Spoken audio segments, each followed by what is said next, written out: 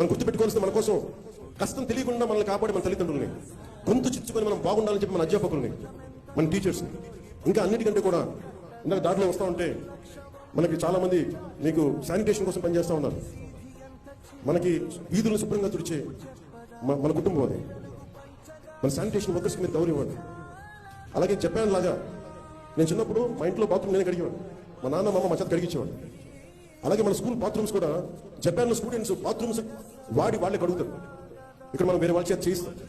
So విద్యార్థులకి ఎప్పుడైతే మనం అలాంటి పనులు చేస్తామో, అంటే మనం వాడిన బాత్రూమ్స్ మళ్ళీ మనం కడగం, ఇంకెవరు కడగాలి, అలా కుదరదు.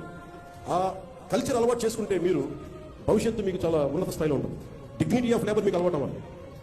నేను అందుకనే ప్రతిసారి పారిశుద్ధ కార్మికులకి నేను ఎందుకంత గౌరవిస్తానంటే, మీరు నాకు నిజంగా వాళ్ళ భవిష్యత్తు బాగుండాలని కోరుకుంటూ ఉంటాను. సో మీరు మీకు పనిచేసే టీచర్స్ కానీ, వాచ్ సెక్యూరిటీ పీపుల్కి కానీ, శానిటేషన్ వర్కర్స్ కానీ మీరు ఒక్కొక్కసారి చిన్న థ్యాంక్స్ చెప్పండి విద్యార్థి.